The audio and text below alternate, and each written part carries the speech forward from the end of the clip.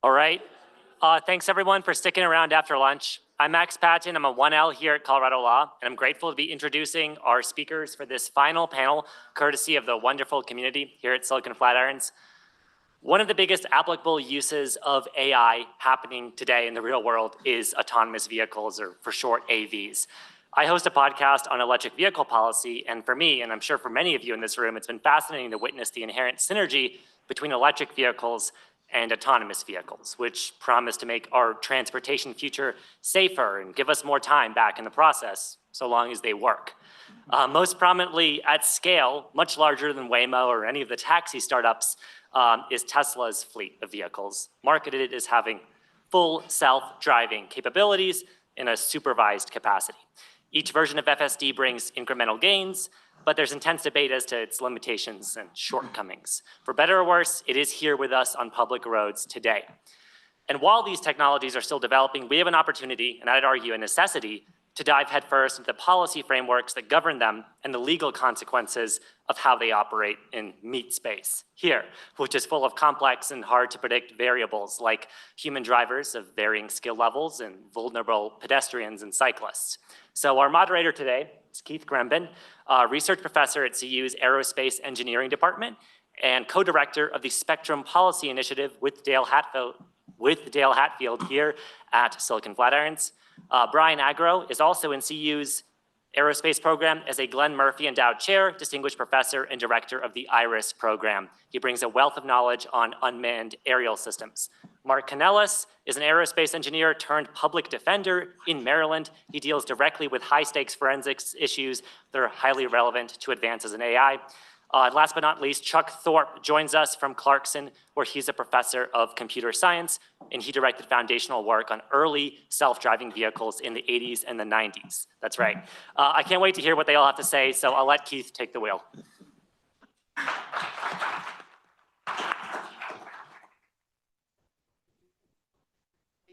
Each of the panelists has got a presentation they want to use to frame our conversation here, but this is the panel where, if you pardon the expression, with autonomous vehicles, this is where the rubber meets the road.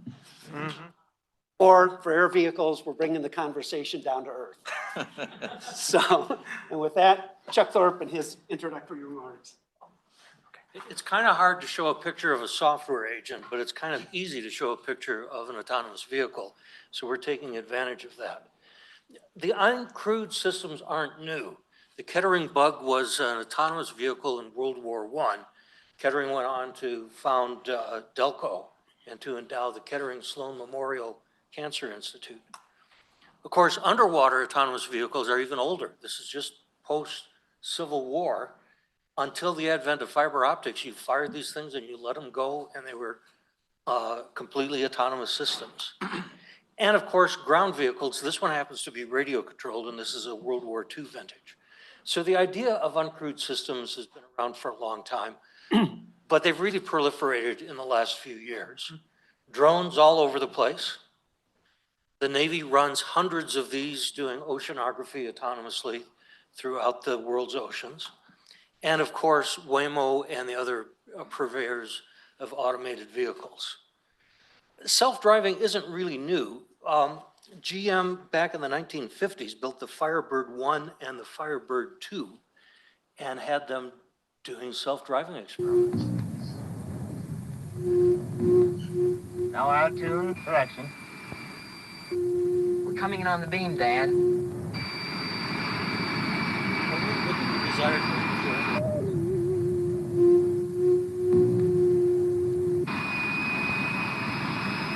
Well done, Firebird 2. You're now under automated control. My own work goes back to the 1980s and the 1990s. This was the NavLab vehicle in 1990. NavLab 1 starts off on a mission to drive itself to Keith's house. Yes, I've been Alvin's neural working with network Keith directly Gremban outputs steering angles to the years. NavLab steering wheel. This has got a neural net, been trained to follow the road. It's got a laser scanner Suddenly, trained to look an for unexpected obstacles. obstacle This is appears my in front of the son. van. The scanning laser rangefinder is constantly looking for 3D objects, and when a He was vertical inspired to object get a is master's detected in in front of the robotics van, and worked for an automotive emergency safety stop for a command number is of sent years. directly to the low-level controller. The van halts, waits for the obstacle to disappear, then resumes driving along its route. And then after that, in 97, we built a series of vehicles for the automated highway demo. This is a bus, 2 cars, and a van driving by themselves. They've got everything you see on current automated vehicles: lasers, radars, vehicle-to-vehicle communication, GPS, and maps. So that's the kind of background we've been working on. And we all know the story. Our vehicles have gotten better, our highways have gotten better, our drunk driving laws have gotten better, our drivers have not gotten better. In fact, distracted driving is worse than ever. 90% of all crashes are caused, and we don't call them accidents, we call them crashes, caused at least in part due to driver error. And in turn, when you have a crash, that causes a large percentage of congestion. If you look at this chart from about here to about here, that's the automated highway, that's the interstate highway system. That's mandatory seatbelts, that's airbags, that's drunk driving laws. This chunk, that's cell phones. So our safety is getting worse. So we're gonna fix it all with self-driving cars, right? Well, for safety, probably eventually. I don't like the supervised full self-driving because we know that people don't pay attention. They don't pay attention when they're supposed to be driving. They pay even less attention when something else is doing the driving. Still, we're gonna have to ask a bunch of good questions about how good is good enough, about liability. I'll leave that to the lawyers. And about actual risk. For congestion, yeah, maybe or maybe not. If you had a self-driving car, that would be great because it would reduce the chances of collision because the cars could drive closer to each other, but maybe you would live twice as far from work, in which case all of a sudden you have twice as much congestion as you used to have. Could we enable better mass transit? How do we handle social equity for these kinds of things? When we were building the automated highway systems, it was funded by US Department of Transportation. And we had representations from the federal government, state government, car manufacturers, infrastructure builders, and the universities. Our incentive here was to improve transportation for everybody. Now who's building the automated vehicles? The car companies. What's their incentive? To sell more cars. How do we get the public back in these discussions of how to improve transportation for everybody? NHTSA has a bunch of guidance. Their guidance is mostly how do we sell more cars and is not on how do we handle social equity. So those are the kinds of questions I want to tee up for the later discussion. Thank you.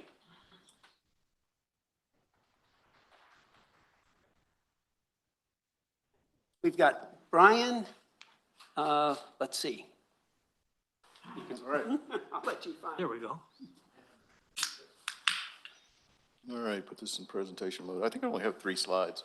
So what do these photos have in common, these 2 photos? Self-driving.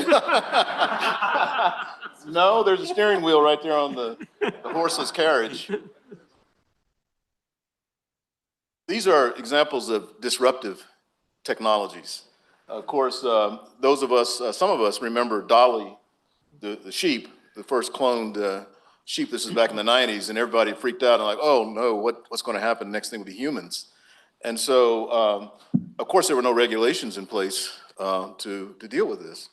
And of course, on the other side there, that's the horseless carriage, circa 1800, that that disrupted and turned everything on its head at that time.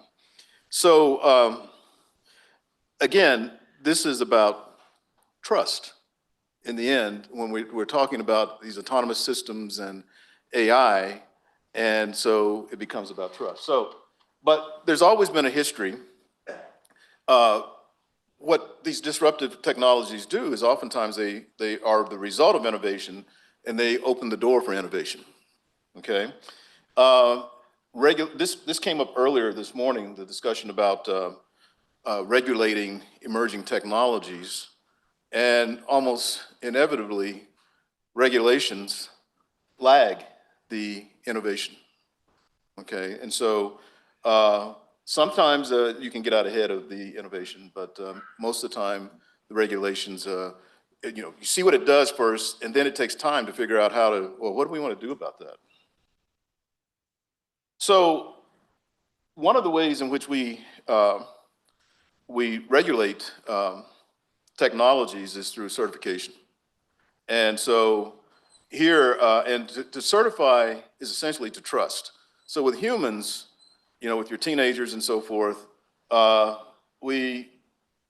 they will take an exam, a written exam, or I should say, because however many years ago I did it, and that's followed by a driver's test, so a practicum, to illustrate that you have mastered, not only do you have the knowledge to know the rules, but you can go out and demonstrate that you can operate with those rules. But if the instructor says, here's a hazard, deal with it, I guarantee you that if you had 10 students that day, every one of those students would deal with it a different way, a slightly different way, right? But what's important is the outcome.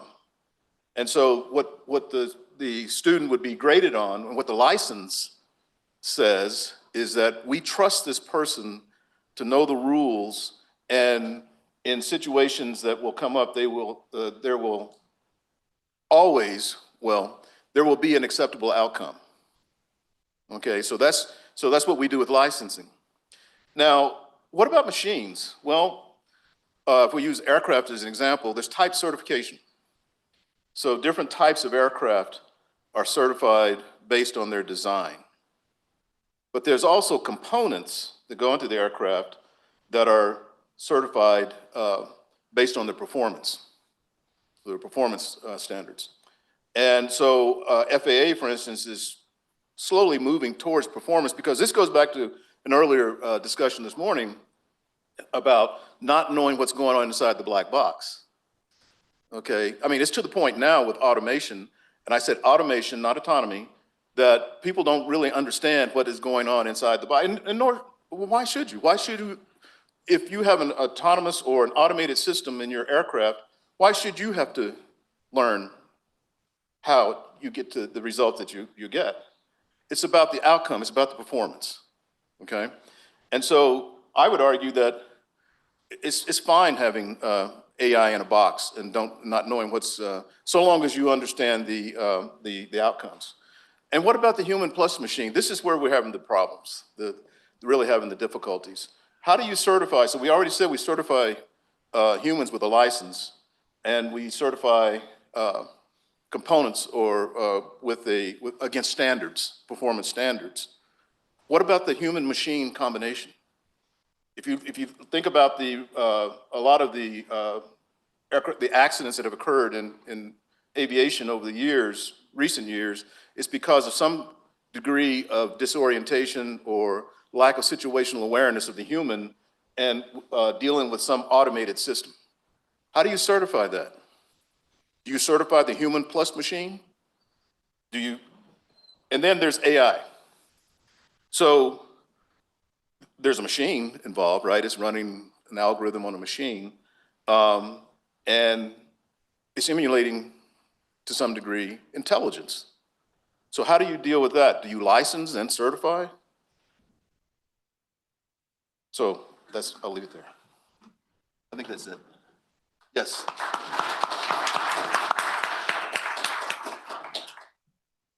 Next, we have Marc Canellas. Fantastic. Cool. Wonderful. Okay, so I have 3 little lights, which I've done some appellate arguments, and now I feel I must say, honors, good afternoon, your honors, may it please the court. I am so proud to be here with engineers. I think the rubber meets the road is exactly what we should be talking about, because when physical systems are used to make decisions that will affect your life, your liberty, people tend to care a little bit more than a grocery list, or even in situations I had earlier when you're talking to customer service. I make no bones about it. I think we've failed as a regulatory state to the extent we have one. We know what steps we need to take. We act like we don't, but we do. I don't mean to solve the problem of AI governance or governing autonomous vehicles in this case. We could at least test them, right? We could at least run and have an infrastructure where we put vehicles or aircraft through really complicated test scenarios such as basics, snow, sun in your eyes. But what happens is these vehicles are being deployed, and I would argue beta tested, on the American population. So when your car all of a sudden loses its ability to see and detect obstacles because the sun is right at an angle and it crashes and you're injured, that's a new data point that you developed with your life on the line. And so my PhD work was in human machine interaction, so exactly that point that Brian talked about. And I can't say we can solve it, but we can at least work towards a real solution. And the reason we have a lot of failure is, I will use a quote of, the answer to all your questions is money. If it didn't make money, they wouldn't do it. I will move quickly onto system accidents. So I also did system safety work because I worked in aerospace, and aviation accidents are front page news whenever they happen.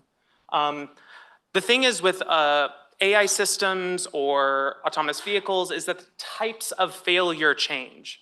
So if I were driving my car that's not autonomous and I crash, it doesn't really speak necessarily to whether you driving your car will crash.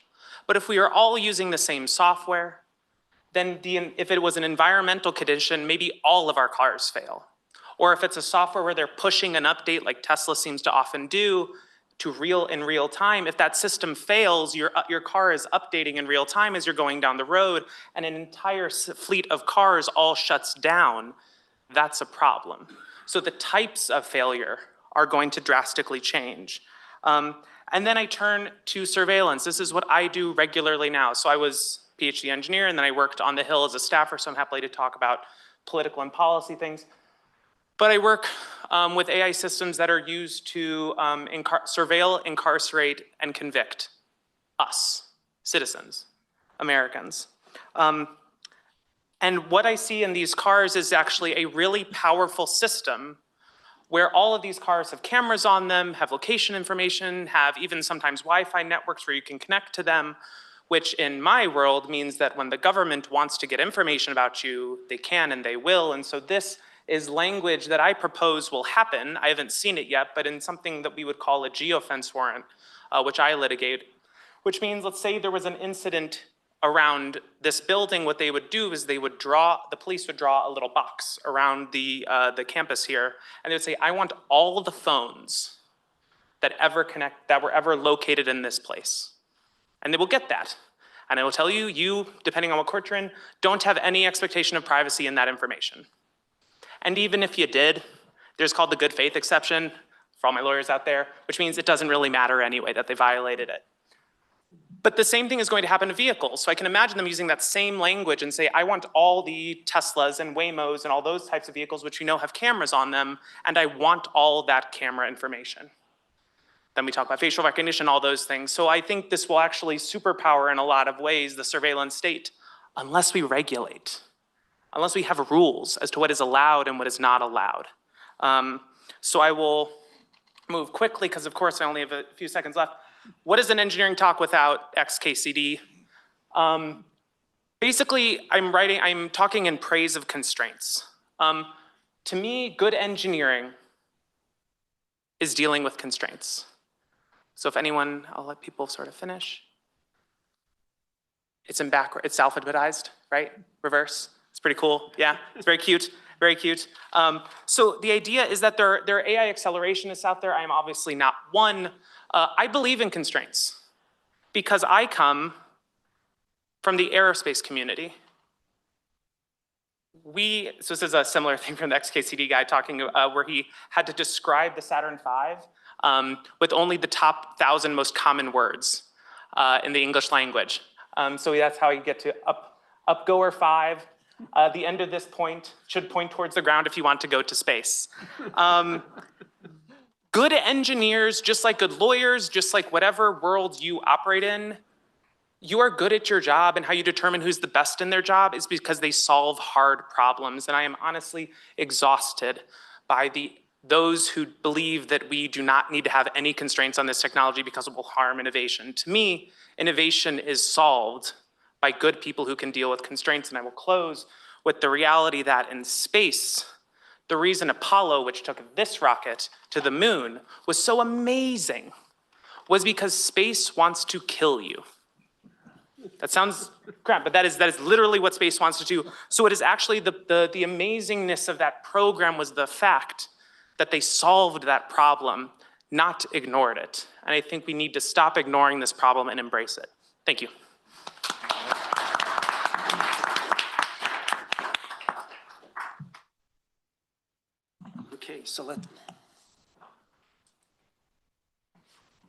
Okay, so with that as a start, let's maybe start talking about some of the constraints and differences in dealing with regulation when you've got autonomous vehicles. Anybody want to start off?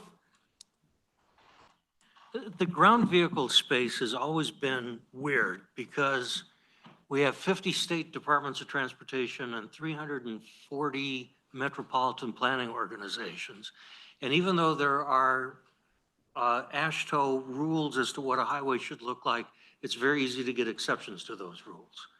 So it's very hard for an automated vehicle designer to know what the environment is they're designing for. And then it's hard because National Highway Traffic Safety Administration deals with smart cars.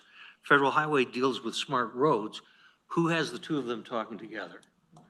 This has not been terribly well coordinated and continues to cause mischief and difficulty in trying to come up with good solutions. Brian? Well, part of the idea of regulation is what is acceptable to the community. And an example of that is, we had the plane crash at Reagan National a few weeks ago. I think it was 67 fatalities, and that was the first instance of fatalities in the U.S. airspace in some well over a decade. And yet, that was front page news for a number of reasons, but that was front page news for several days. And in 2023, 40,000 people were killed on highways.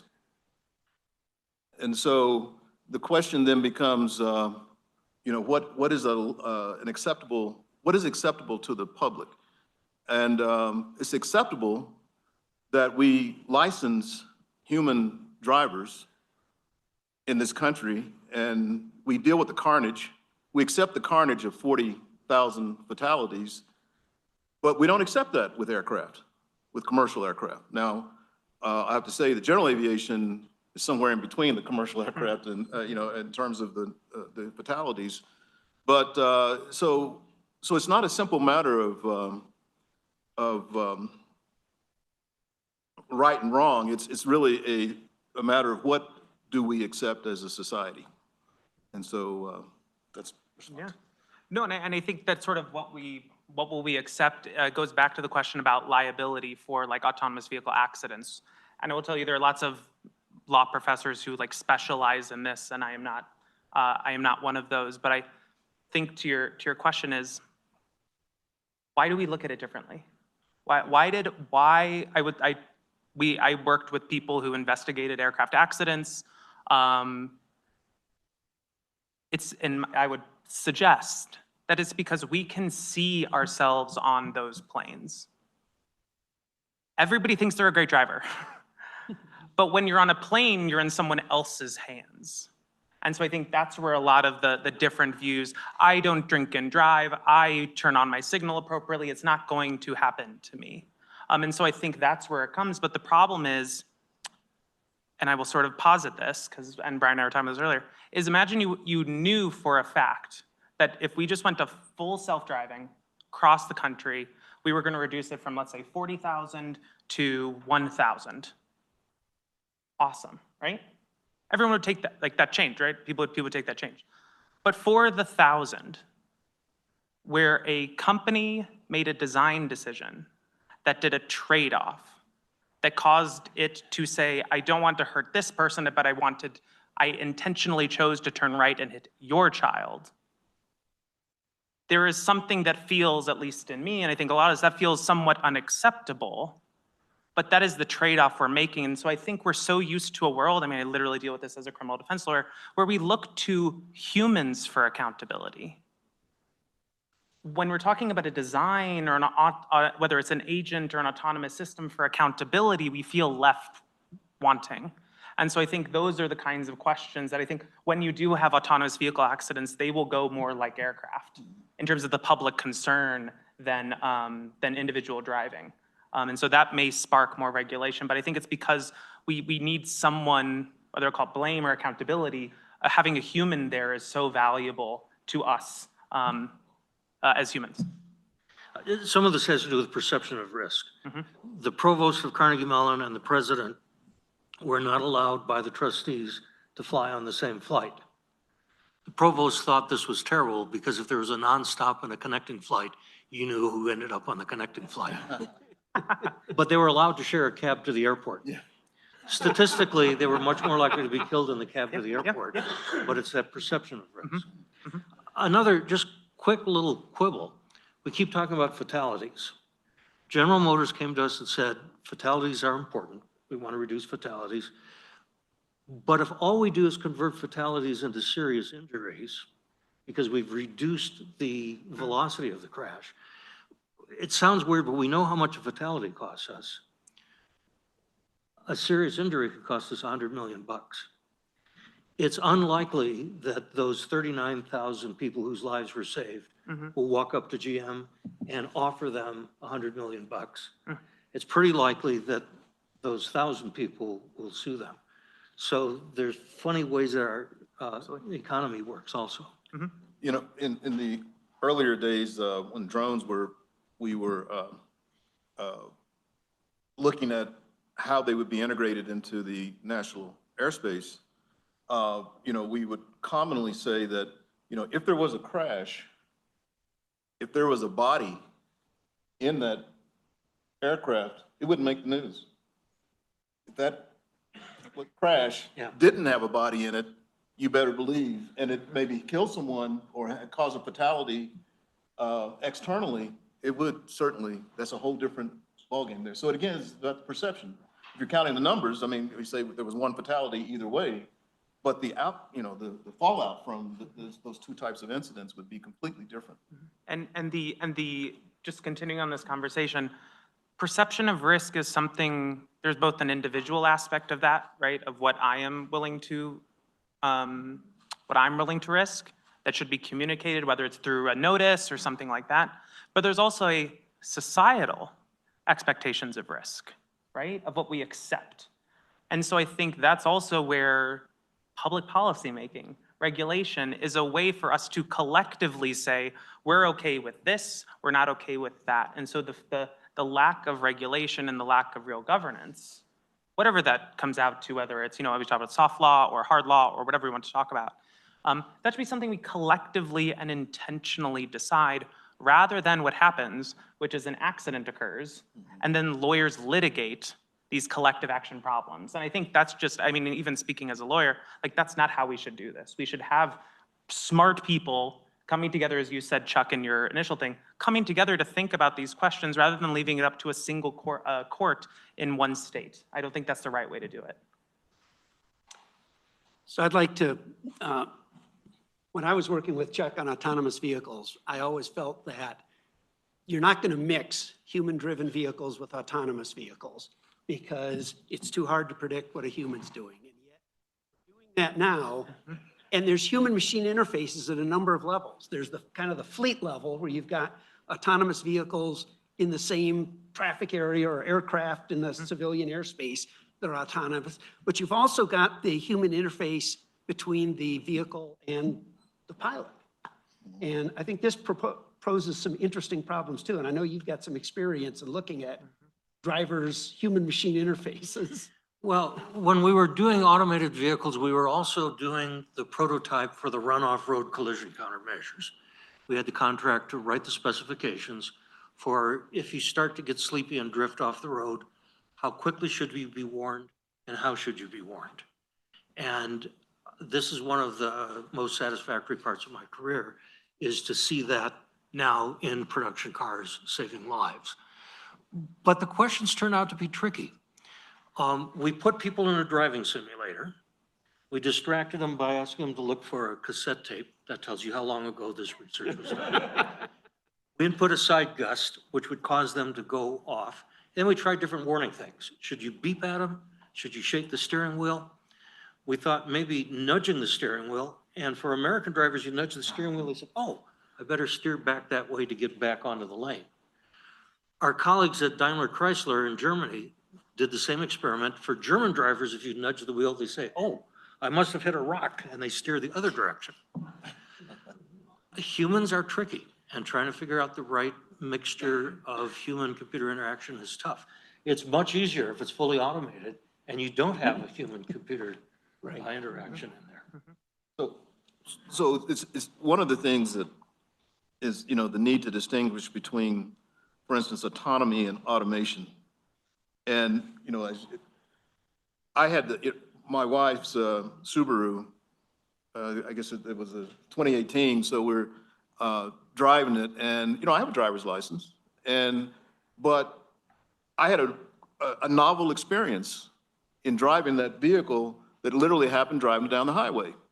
So I'm driving down the highway, and all of a sudden I feel this, you know, something on the steering wheel, and I'm thinking, what the hell is that? You know, and so I had no clue, because I didn't go through the driver's manual, you know, the manual. How many of you actually, you buy a car, and, you know, you actually go through the driver's manual? I go through the driver's manual when something goes wrong, and I'm trying to figure out, okay, now what just happened?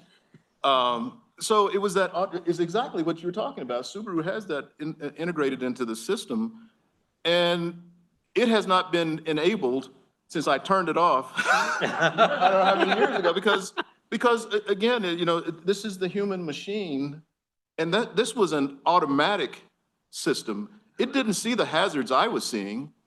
You know, it could see the line because it has the eyesight, you know, so it could see where the line was, but that's all it was reacting to. And so I could see not only the line, I could you know, assess the hazards and all the other things that were going on at the same time. So why should this car tell me, you know, try to tell me to, like you said, steer right? There might have been a car to the right. Is the reason why I didn't steer to the right. So, you know, again, it's the situational awareness and the distinguishing between automated systems in which situational awareness of the humans can really suffer. You know, you put an autopilot on, you know, the autopilot is not reacting to hazards, it's looking at the altitude, the speed and all that, and it's holding it there.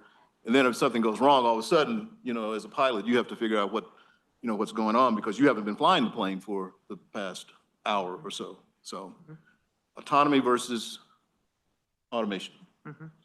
Yeah, I will. One of the things we see, and NHTSA, who is the National Highway Transportation Safety Administration, which de facto sort of regulates the vehicles on our roads, points to the aviation community as looking to them to see how do we properly integrate these human machine systems into complex safety critical operations. And one of the things that we have found in the aviation community is that you reduce the number of failures, but the failures are more extreme than they were before. And I'll give an example. So it used to be when you were flying and you set your flight level, so you're flying at 37,000 feet, you were within 100 feet or so of that location, right? That altitude. So if a human happened to enter in their flight level incorrectly, so that two planes were at the same flight level, that's bad. The likelihood of them actually hitting each other was somewhat low, because just you couldn't get the accuracy that well. But now I can fly at exactly that altitude. So now what used to not be a problematic human-machine interaction problem is now a catastrophic human-machine interaction problem. So it raises new questions, new problems, and I'll quickly talk about the Uber accident in, I believe it was in Arizona, where there was an autonomous Uber vehicle driving. I'm sure you guys can speak more to the technical side of this. But the report that came out afterwards was that a driver was technically monitoring the car as it was, the SUV for Uber as it was driving. It struck a woman who was crossing the road with her bike at night. The driver, they said Uber was explaining that it was clearly human error because she was watching The Voice as this was going on, right? That's a problem. What it didn't talk about, or at least what Uber didn't talk about, the NTSB did, was that the entire culture around this was that don't worry, the car will see anything and everyone. So you've conditioned this human who's supposed to be monitoring a task, which, as you're correct, we're not good at to begin with. But you're also conditioning them that everything's gonna be fine. Don't worry, we designed a super cool car. You're gonna be fine. And so you're conditioning the human, you call it autopilot, which it has meaning in our, and so this person's listening to, watching The Voice, not particularly paying attention. A person comes and essentially jaywalks, and the car hits them. They eventually look at what actually the car was designed on. The car was designed to see pedestrians in crosswalks. It was actually, it's sort of like if you've heard of the famous, is it a husky or not? And it's actually looking at the snow in the image. It's identifying the dog based on the snow behind it, not based on the actual dog. The car was trained to see crosswalks, not people. So again, these are failures that you would have seen with a human. Maybe if they certainly weren't paying attention, but just the idea that it would just not at all see a human in the road that's standing right in front of them, but that's because it wasn't looking for them. And so it's just to speak that these problems, they are complex. There's stuff we should be doing, but yeah, like the human-machine interaction is a very, very, very difficult problem. And they had disabled the Volvo radar because they didn't want to test that. They only wanted to test their system. Volvo radar would have stopped. Yep. So this is kind of at the individual person and vehicle level. But then, like I said, there's this fleet level. And I know, Brian, you've done some work on how do you integrate autonomous aircraft in civilian airspace? You know, Yeah. what are some of the issues that we have to deal with on this larger, more macro level?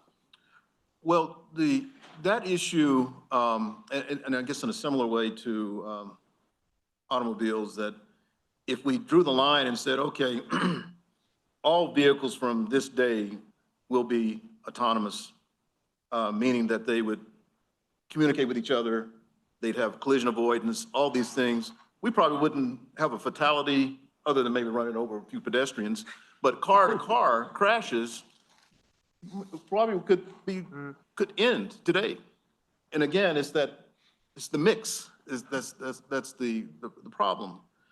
And with aircraft, you know, it's a similar thing in the sense that one of the challenges is with pilots, particularly general aviation pilots, who don't want sometimes you to know where they are in the sky. So they don't want to be broadcasting their location and so forth. And then you have the completely uncooperative aircraft, balloons, things like that. You know, you go tell a hobbyist balloonist that they have to put a transponder on their balloon, and you know, they'll tell you, you know. And so there's that whole issue is that, you know, even if you did draw the line and say, okay, from here forward, you have to until this date to retrofit your aircraft. Who's going to pay for that? You know, the pilots are going to demand, hey, you know, I might do it, but the government, if you're telling me to do this, you're going to pay for my retrofit. And so it's this reluctance or this American individualism where I want to go get in my car and drive it, damn it, and I'm going to do it when I want to do it, you know, or I want to go fly my aircraft and I may not want to turn on the transponder. That's one of the things we have problem with. We do weather research with atmospheric science research with small drones, with small uncrewed aircraft systems. As an example, we had a project this past summer off the eastern shore of Lake Michigan. And we had a small drone that, very simple, it was go out over the water about a quarter mile out, and then it would go up to a couple of thousand feet, well, 1,500 feet. And so supposedly, so we have this, now you can, there are apps where you can find out where aircraft are, you know, you can look at your app and they're the ones that are transponding or what's called ADS-B. And so we're out there, but we have to keep an eye out because it just so happens we see a C-130 and it's inland. And so we're watching it, you know, and watching all these other aircraft. And we have issued what's called a NOTAM, a notice to, it's now changed from notice to airman to now notice to air mission. And so that's required. So the information is there that we are flying this drone at this certain part of Lake Michigan at this time. You think they looked at that NOTAM? They came blasting through, you know, so I actually have a video of it and I'm, you know, I hear myself, I went back and looked at that and I hear myself talking and said something about, of course they come blasting through here, not, you know, with paying no attention whatsoever. So they're the humans. If that had been an automated system, it would have known, it would have looked at the NOTAM and we wouldn't have had that issue. So, and the onus is on us as because this is the way the rules are set up right now. We get what's called a certificate of authorization from the FAA, and it puts the burden on us, us meaning our group, our crew, to do the deconfliction. So they didn't get a ticket or whatever you get, because that's another problem with FAA is how do they enforce these things? You know, so but again, and they weren't the only ones, but they were the biggest ones, and they were flying low. And so, you know, if we of course brought our drone in and let them pass by because they would have, you know, they flew literally right over the spot where our spot where we were going up and down with our drone. The same thing happens in ocean-going. Ocean-going ships are required to have a transponder. You would be amazed at how many times a bucket ends up over that transponder just as they get to unauthorized fishing grounds. Yeah. So if you remove the human, you know, if we could take, and that's the thing about these, you know, autonomous systems, there's always a human. If nothing else, the human is there to task the autonomous system to go do something without me having to watch you. But there's always a human involved. And so this idea that you can somehow separate the human from the autonomous system, that's not happening. That's called Terminator. I mean, and I think the problem with some of these, especially coming as the four of us do from, you know, aerospace and ground transportation, is that it can't really be federalized. We can't have an airspace where every airspace is controlled by every state and and you have to use a different, hypothetically, a different transponder, and you have to change all that every time you cross into a new airspace. Imagine a truck driver who's going across the country and they have to check in and stop and change out parts of their truck every time they go to a new city or a new state or new whatever. Like that breaks down our economy. So these are questions that, despite what some may not want any governance, are inherently governmental decisions that have to be made collectively. So I think that's why, that's what this conversation brings, is that there are some things that maybe it makes sense to wait. These decisions have to be made at some point. We just aren't doing that. Although there are some legitimate differences. When we did the automated highway demo, it was in San Diego. We all prepared for following painted white stripes. They don't have painted white stripes. They have box dots. They have these raised pavement. We couldn't have those in Pennsylvania. The first snowplow that came along would scrape them all right off the road. So you have to be adaptable to differences. Yeah. And can I add one other thing, talking about like the value of the, like, you know, and the value of a human is, imagine you can just go outside. Imagine you're about to cross the street right out here, right? And there's a car coming. You have a crosswalk. There's not necessarily a stop sign. Do you look that driver square in the eye? That's what I do. Like, you wait until they see you. Like, you may take a step out, but you're like, at some point, if they're looking down, they're gonna look up, they're gonna make eye contact, and then I cross. That is at least, I mean, I'm seeing some nods. That's like an inherent thing that we do, and we teach our children to like look both ways and make sure they're stopping. But with an autonomous vehicle that doesn't have a person sitting there, these sort of, someone was talking about like social norms around how we interact with these vehicles will fundamentally change. And I don't know what the answer is there, but I think there's going to be like deeper sort of changes to how we just like even cross a road. How do you make eye contact with an automated vehicle? Yeah, yeah, yeah. Yeah. Well, since you brought up the issues of regulations, what kind of recommendations might we have for how to license and certify, and what kind of policies and regulations do we need to start formulating to enable human autonomous vehicle interactions? Well, I think that one of the things that if we truly, and again, the question is what's acceptable? Well, right now it's acceptable for 40,000 people to die on the highways, and, you know, one or two every decade, you know, in the airspace system. So I think we have to start with that, because if it's unacceptable, we have the technical solutions. We can, if it is unacceptable for aircraft to run into each other on the taxiway, you know, or on the runways, or if it's unacceptable for cars to collide and things like that, I believe we have the technology to prevent that from happening. But you have to give up what we consider to be freedoms.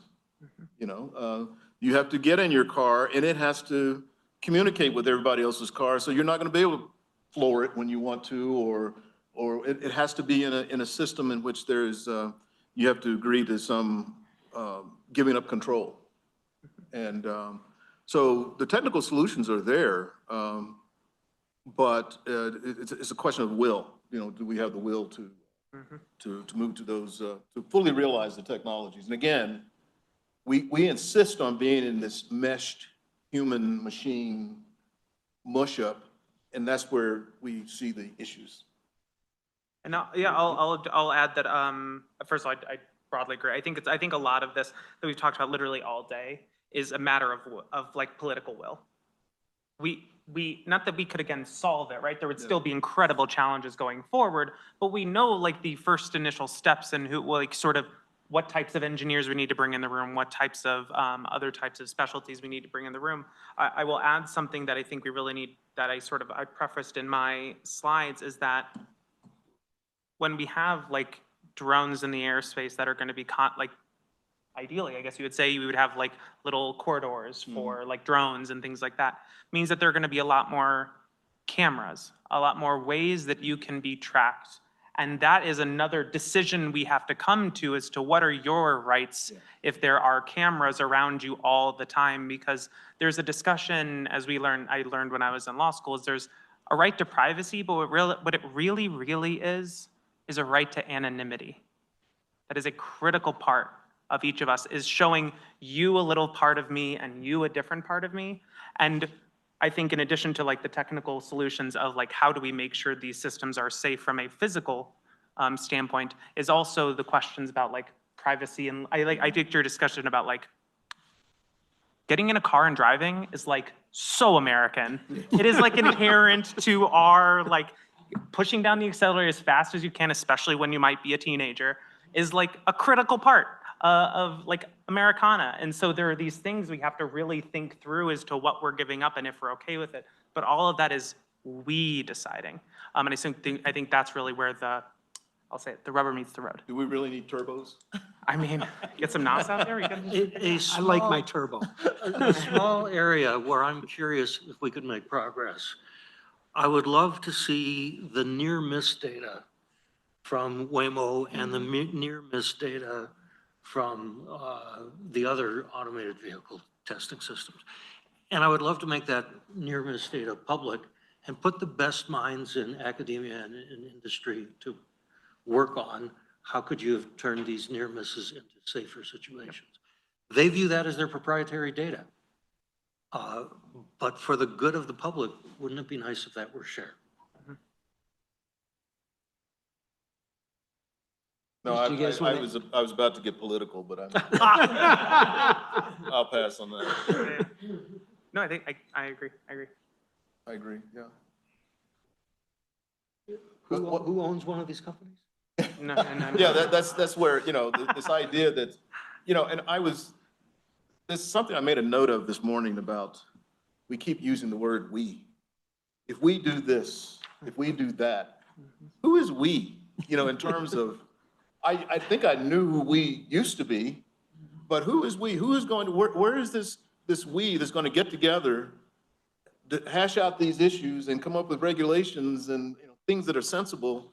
I don't know that there's a we anymore, so. And sort of, I mean, now that we're going to go down this path, but not in that full way. But when I was working with like some business lawyers and was going to classes dealing with business, is one of my professors always just reiterated to us, because there are all these rules around business governance. We heard Nathaniel from this morning talk about business structure, and what he taught us was never ask a private company to do anything other than make money. Literally what they're designed for. They are incredible. American corporations are incredibly good at making money. Like the best in the world at making money.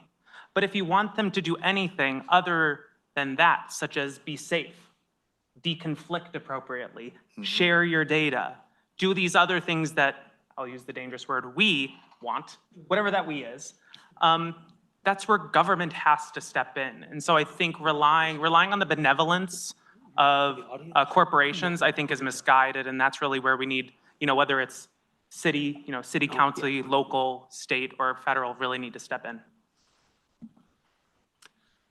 Okay, I guess the yellow light is on, which means it's time to go to audience questions. So, first one comes from a student, and I saw your hand first, so.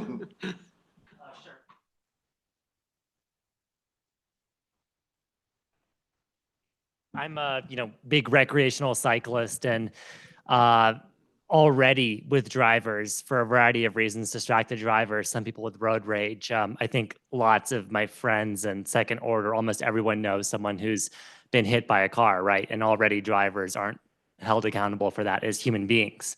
And so on one hand, I think autonomous systems could be better for this, absolutely. But on the other hand, Marc brought up the Uber Arizona example. Is there a case, and most of these are now using some kind of neural training data, how do we make sure in the design and the engineering and the training data that pedestrian safety, cyclist safety in urban areas for recreationalists is a priority? And how do we test? That too.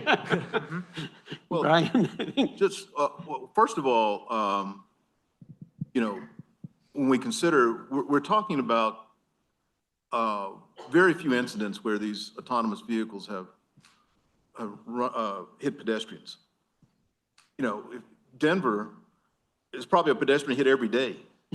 And so again, it's a question of what is acceptable. And, you know, I think we're agreeing that it's not acceptable for autonomous or self-driving systems to, you know, to hit people in crosswalks and things like that. But what's acceptable? Why do we make that distinction? Why do we allow, you know, 100 people or whatever it is to get killed in Denver on the streets? Denver's particularly bad, by the way, in terms of the, you know, number of pedestrians that are hit and killed. And yet we make it seem like it's such an unsolvable problem with autonomous systems. And if we agree that maybe 10, you know, fatalities from autonomous vehicles is acceptable, then we wouldn't be wringing our hands in terms of, oh, we can't put these things on the road because they can't kill 10 people across the entire United States in a year, when, you know, humans are just mowing people down at a much higher clip.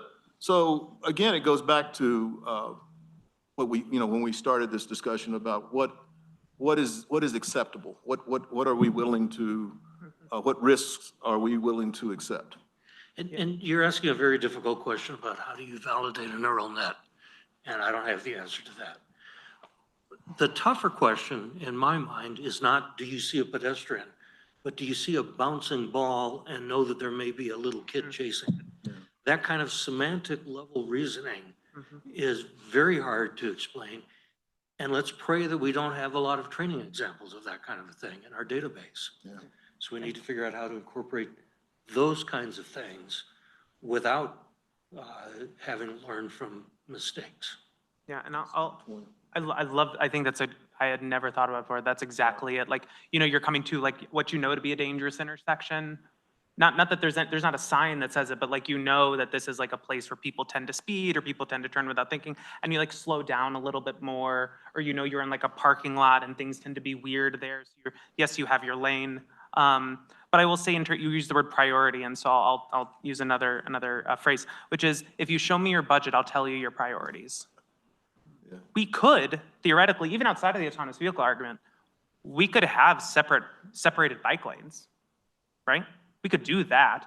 We could also have a lane, you know, I don't know if it's here in Denver, but at least where I live in Alexandria, Virginia, there's like a separate, for the buses, there's like a separate lane for them because we're prioritizing that. We could almost say like, in order to encourage autonomous vehicles or to keep them, you know, safe, have them be on their own separate area. Like, there are things we could do about how we do the designed, sure there's some word, like the designed environment to really encourage autonomous vehicles, because we say, well, we haven't designed them to account for all this stuff, so we'll like give them special areas that like, almost like an express on a highway, that they're separated from other people, so it's a little bit easier. So there are things we could do to sort of encourage that and help the like the onboarding and this transition be a lot smoother rather than just deploying them everywhere.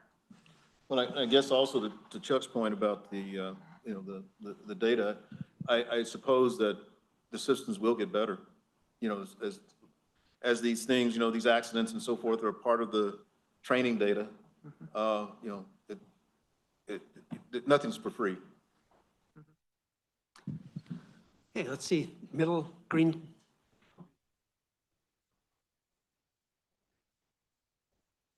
Hello. I'm not sure that just because we got 40,000 people dying, this means this is the solution we should have.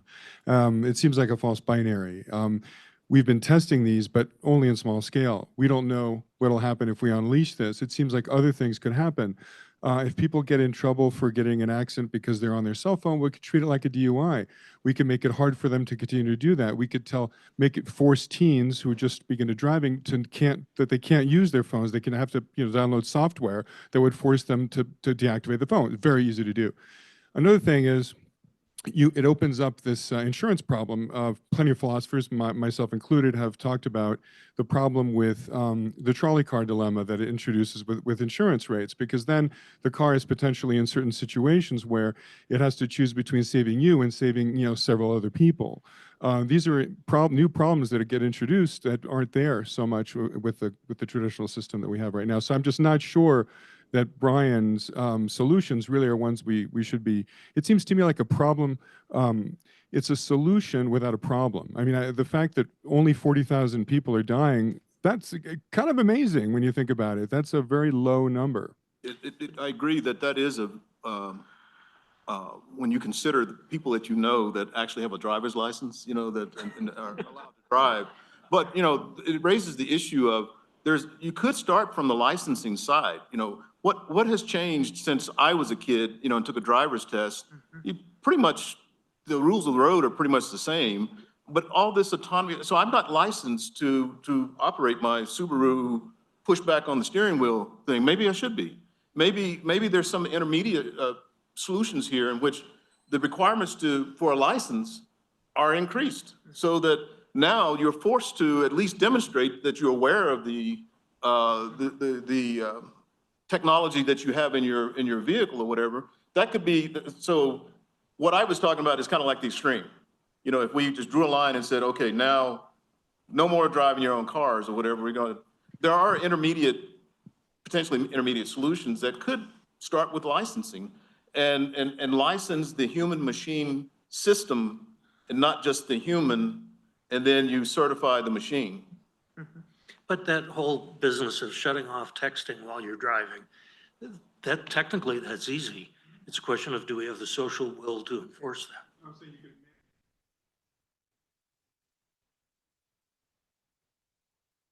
They could mandate you have this on, and they could also mandate if you get in an accident because of it, then you, just like having a DUI, you can't drive without deactivating your phone. And I will say all of those, because I agree with you, often a binary choice, like either take it or leave it, as we heard in some of the earlier sessions, is often a false choice. But all the answers here, as you're taught, all of like the solutions you went through, whether it's requiring an app or requiring people to be recurring licensing. I do not know the words, but pilots have to every year, just like a lawyer, just like a lot of professions, have to constantly be recertified, right? Continuing legal education, things like that. I guess CLE should not be included in that as actually doing anything. But like you could have a regime like that that says these are the new tools in cars that we expect you to be able to understand, whether it's the shaking steering wheel or whatever. This is what it can't do. But the only way to do that is through a government entity. Yeah. And so that's really where the problem happens. Okay, we've got a, oh, wait for the mic. My name's Dan. I just wanted to ask a really simple question since Marc has been talking about government and since Mr. Thorpe also pointed out just how much time and effort can be involved in the complexity of, well, transportation department. It's a pretty simple question. Where, if at all, does data-driven policy come in with autonomous vehicles reporting in, and more than just, near misses? What else, if anything, is going to be of value to being able to allow government to regulate business, even though they're all about making money? It might be that they could be all about making money and saving lives. So it's an open question. NHTSA is very good at investigating fatal accidents. I'm sorry, not accidents, crashes. They say they're not accidents because you can say what caused them. So NHTSA has a very good database for fatal crashes. And then there's work based on that analysis to figure out how to mitigate it. Exactly how you go about it, what regulations, what technology, et cetera, is the open question. So one of the things we talked about in the integration of drones into the national airspace system was that insurance companies would have a lot to say about that in terms of what would be allowable. I know there's I've seen this on a TV commercial. There's something that Progressive has, this device that you can put in your vehicle and it tracks, your speed, all these other things. And so once again, I think the insurance companies could potentially take the lead on these things. And if you want your vehicle insured, then you have to provide these data for monitoring. But again, it goes back to the whole thing about privacy and so forth. Do you really want your insurance company to know that, especially if you have a turbo, how you drive? So again, there's those types of issues. In order to collect near misses. Do you trust it? It's a question. It's a question. I think that the manufacturer of full-time connected vehicles might be asked that same question. Well, Marc has already said about, the police will, they draw a box around this area and you think that your data is not available to them? The turnpike authorities are not allowed to use your check-in and check-out time to send you a speeding ticket. Yep. So how do you generalize from that, or do you? Do you say maybe they should be allowed to? And I will say to the statement that your driving location is not personally identifiable, I guess I will push back strongly and say that if I know a vehicle that stops at a certain location overnight, then in the morning drives to another location, stays there from 9 to 5, and then goes by a school that's an elementary school and then stops at that original place overnight again, I know home, I know work, I know elementary school, right? And it doesn't take a lot of steps to go from there to identifiable. And it doesn't necessarily mean, police, it could be all kinds of people. And so but again, I agree with you because that kind of stuff would be useful from a safety perspective. And I will say one thing I wanted to mention was there's something called the Aviation Safety Reporting System, or ASRS, which is a confidential place where pilots can report near misses. So nothing happens. So it's not going to be on the news unless I guess it happens at an airport.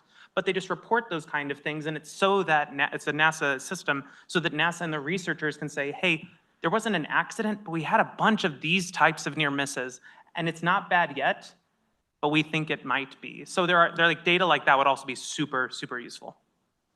So I'm a long-term optimist, but I don't underestimate how hard the technical issues or the legal issues or the social issues are going to be for the next 20 years.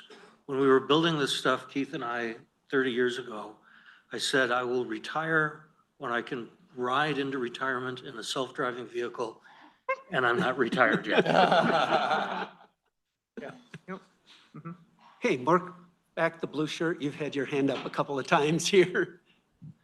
Yeah, Brian brought up connected cars and vehicle-to-vehicle communication. I guess I'm just wondering if we're concerned about sort of bad actors trying to game the system or, abuse the system and what you can do about that.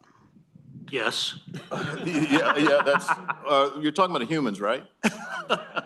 I think the answer is there, that if anything can be exploited or turned into a weapon, weaponized in some sort, someone will try it, do it, and probably be successful until they, that's how we have to make adjustments, it's based on, you can't enumerate all the things that a human is going to do. So some of these things you just have to wait And this is not a new problem. A decade ago, they finally realized that having your CD player on the same bus as your ignition and your anti-lock brakes was probably a bad idea, because it's not that hard to hack a CD player. Yeah. We actually had a Silicon Flatirons conference about 5 years ago on that kind of issue, spectrum vulnerability. Oh, yeah. And the vulnerability of any kind of wireless system to various kinds of hacks and jamming. So it's a real issue.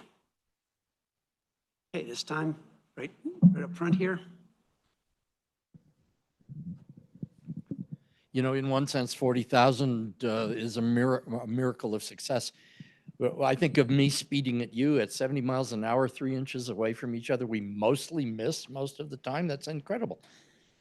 Are any of you well enough versed in the technology to help me understand just a little bit better about what the actual engineering problems are in making this worse? Not worse, work.